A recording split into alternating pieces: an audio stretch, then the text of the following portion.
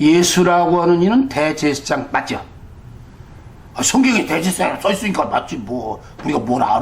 그런가 보다 하고 무슨 아멘부터 하고 아멘 안 해봐라 그냥. 그냥 아멘 하지 당연히. 일전에도 살펴봤지만 예수는요 혈통 이스라엘 민족 이스라엘의 입장에 있어 볼 때는 예수는 대제사장 아니에요. 그렇잖아요. 대제사장은 어디서 나와야 되죠? 아까 얘기한 대로 어느 라인에서 나와야 돼요? 아론의 지파에서 나와야죠. 지파로 말하면 레위 지파지요.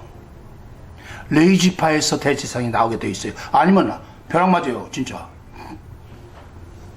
사실은 구약에서도 살짝 뭔가를 이렇게 조명을 미리 해줬지만 그건 나중에 깊은데 얘기할 때 하고요. 이건 더 중요한 부분부터 얘기합시다. 하여튼 예수가 대제사장이라고 한다면 이전 대제사장으로서는 못다한 일, 못 미치는 내용과 사연이 있길래 이 세제비 대제사장이 나왔겠지. 그렇지 않겠습니까? 아니면 쉐리 죽여야 된다니. 그래서 예수가 쉐리에 맞아 죽은 거예요. 근데 우리는 그 예수를 믿는단 말이에요 지금.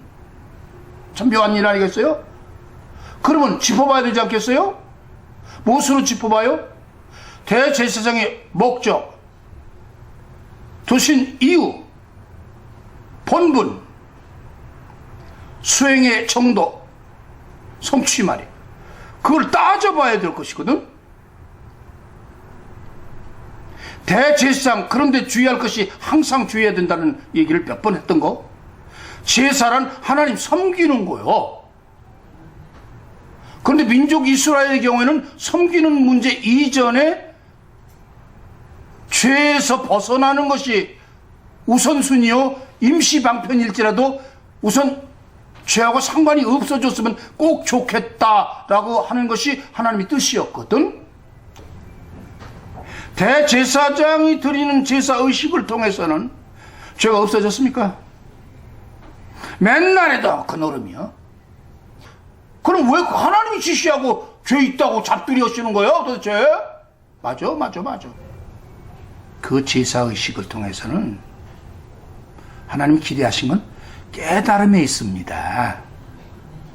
왜 이렇게 내가 명령을 하고 그 다음에 은혜의 장으로 너희를 넘겨서 발전된 과정 그 단계로 이끌어가는가를 알지어다 라고 하시는 것이 하나님의 뜻이야.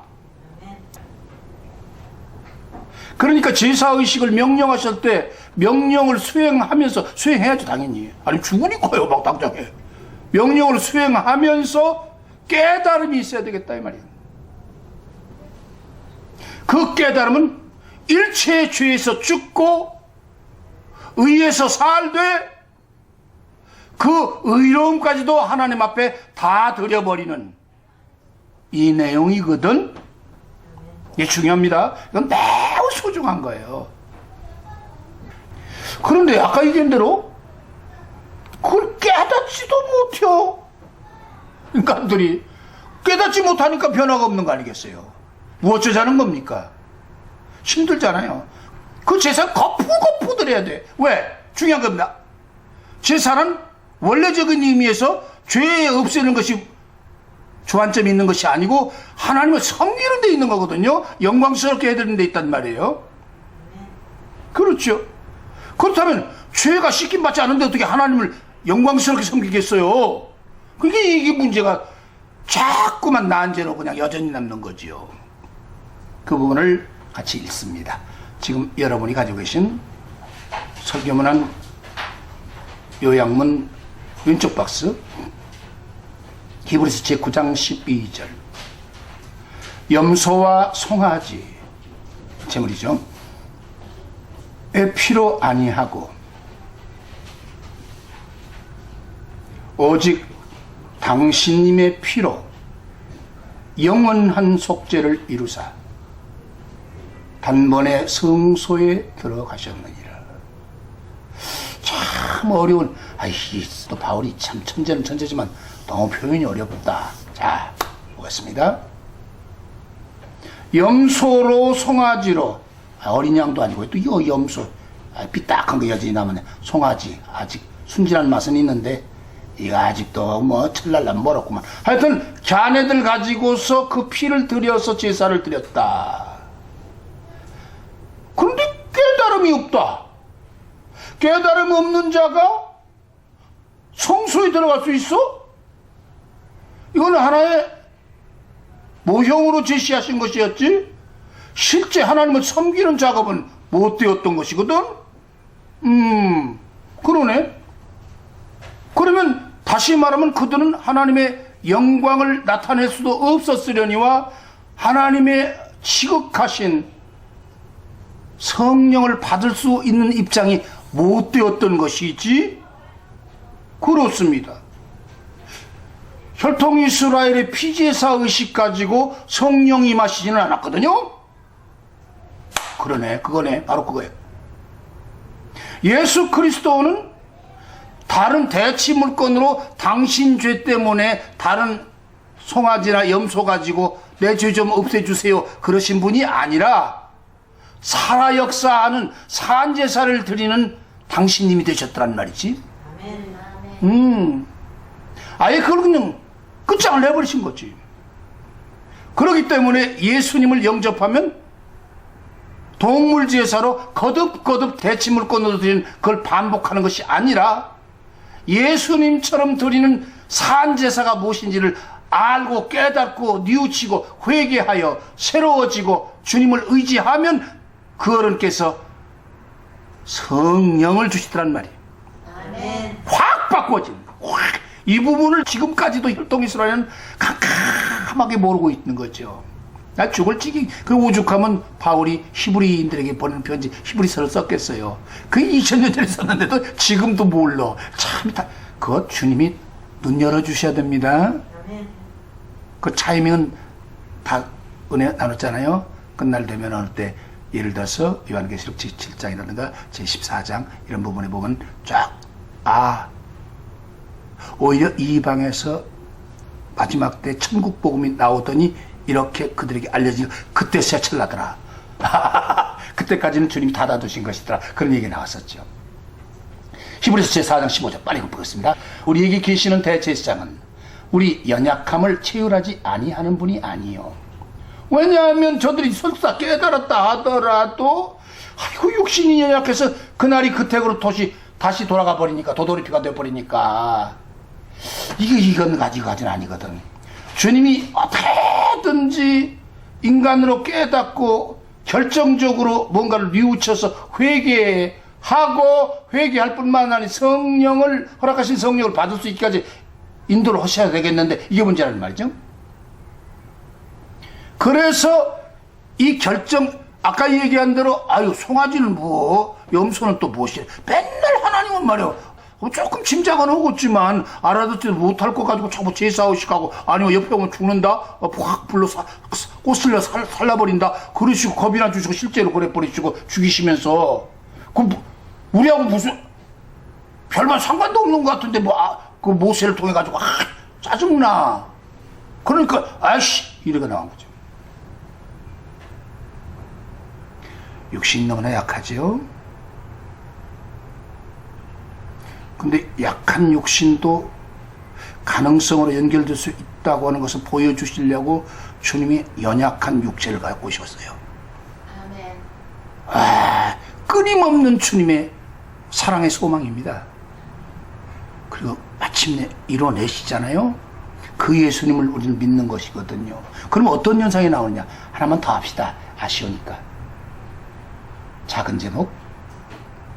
아까는 동물 제사로 우회적으로 깨닫고 일시적으로 뭐 해서 우선 방편이라도 삼으려고 한 것이었지만 이제 주님이 우리처럼 육체를 가지고도 하나님 앞에 설 수 있는 길이라면 완전히 옛사람 다 죽어버리고 그리고 그래 정말 인생들이 이번에야말로 제대로 깨닫고 결국은 깨달음과 마음의 상태니까요. 범죄하는 것도 그런 것이고 하나님의 영광을 나타내는 것도 그런 것이고 애써 하나님의 은혜를 찬양하는 것도 그런 것이고 마음 여하에 따라서 전혀 달라지는데, 근데 마음인데 마음도 별로가 없는 짐승 제사를 가지고 대침물건을 삼았으니까 이게 안 됐었단 말이지요. 그 여기 문제를 해결하시기 위해서 하나님이 육체를 입고 오셨다. 거기까지를 지금 얘기하지 않았어요? 그럼 어떻게? 그러면 얘기 달라지죠? 히브리서 제10장 20절. 그 길은 예수님이 열어놓으신 길입니다. 우리를 위하여 휘장 가운데로 열어놓으신, 휘장 가운데로 열어놓으셨다고 하면은 시은소로 직결된다는 뜻이겠죠. 근데 거기에 아주 뭔가 인터벌이 하나 주어졌네요. 그 직전에 뭐가 필요하냐면 성소에서의 섬김이 필요하죠. 성소에서 365일을 여일하게 섬기는 사람은 대제사장의 특권적 입장이 됐지요. 그 대제사장만 지성소에 들어갈 수 있다고 하는 것은 영원한 속죄의 은혜를 베푸르심 받는 시은좌 앞에 나아가는 것을 말하지요. 즉 다시 말해서 옛사람이 죽고 섬기는 자세의 믿음, 제사다운 제사를 드리는 사람 같으면 지성소에 들어가서 하나님의 영생하게 하시는 영광을 접하게 된다, 그 말이에요. 그러면 거기에 전제조건은 아까도 얘기한 대로 뚜렷한 것이 있어요.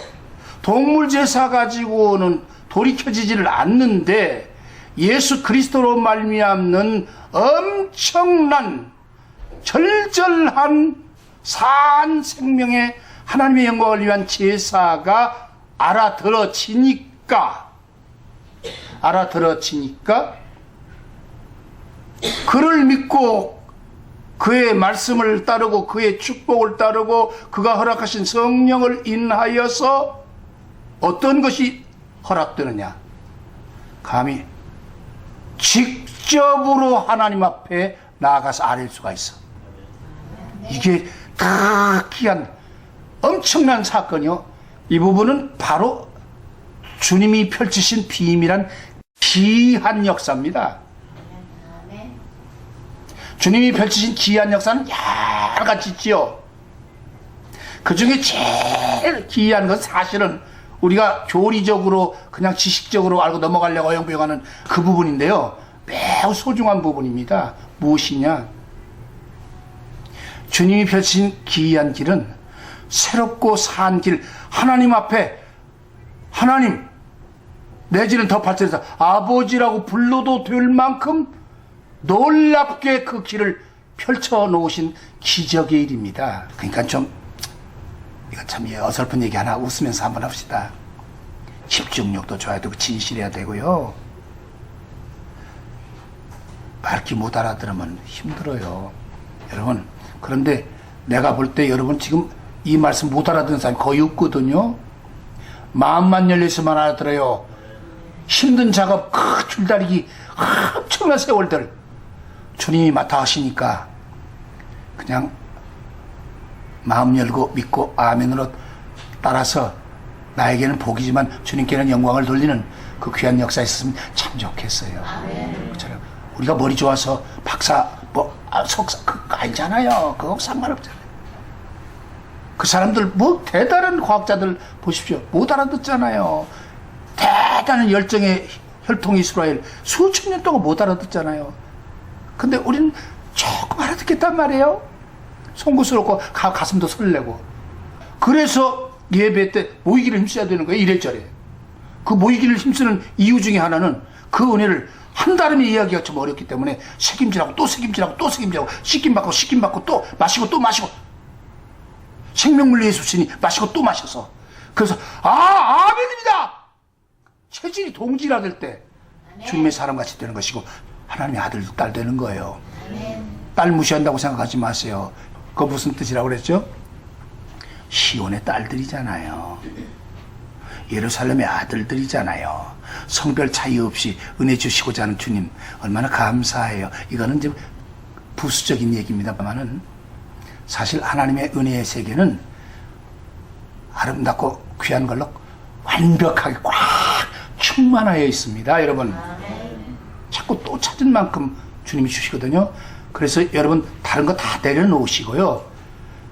적어도 은혜면에 있어서만은 주님 앞에 마음을 활짝 열고 근접하시고 그 다음에 또 하나 더 비결일까요? 사랑받으려면 힘 빼고 그냥 신랑한테 앵겨. 사람들이 사랑받는 요령도 몰라. 여자는 여자다워야 되는 거요. 남자는 남자다워야 되고 신랑이신 예수님이 안아주신다는데 뭐 이렇게 힘드냐 그렇게. 그냥 앵겨버려. 앵겨. 그럼 주님이 알아서 다 사랑해 주셔. 필요한 거 다 챙겨주시고 어느 정도로 챙겨주셔? 각시가 오히려 혼숙감만 들어가지고 시집올 태세 갖춰가지고 다 한 것처럼 오히려 그러니까 전에도 얘기했죠. 예수님 그림 보면 말이에요. 예수님 손가락이 꼭 여자인지 남자인지 모르겠잖아요. 그게 뭐예요? 예수님의 준비하시는 성격, 섬기는 성격을 표현했다고 나는 보거든요. 그래요. 그래서 예수님은 겉을 말 안 들으니 콱 이거 기집애 그러시는 분이 아니에요. 그냥 절검절검 풀어주시고 아유 예수님 남자도 아닌가벼. 아니 성질도 못 냈냐 예수님은. 그 예수님이 참 좋은 거예요 여러분. 참 오래 참고 기다리시거든요. 그 예수님하고 만나기만 하지 마시고 사귀어야지요. 저는 얘기 전에 골로새 제1장 사람들은 사귀어 본 다음에 만남을 확정하겠다고 하죠. 아니에요. 그 다음에 계속 더 깊게 짙게 사귀어야지요. 여러분 주님 늘 친밀히해서 사귀시면요 그러면요 바로 그게 천국이에요. 예수님 죽어서 저 먼 데 가신 거 아니에요. 돌아가신 거 아니에요. 돌아버리겠어 돌아가신다고 그러면 진짜 죽으셨어요. 죽으셨지만 다시 사셨지요. 왜 다시 사셔요? 사망을 이기는 권세를 가지신 분이잖아요. 그 사망을 이기는 권세는 죄 없으실 뿐만 아니라 중요합니다. 죄 없으실 뿐만 아니라 죄의 사람까지도 사랑하시는 그 짙은 하나님의 성품 바로 그것이거든요. 그러니까 사망이 꼼짝을 못하는 거예요. 생명을 시작하신 이가 사랑으로 감사하시는데 무슨 원수가 장난한다고 그게 먹혀들겠습니까?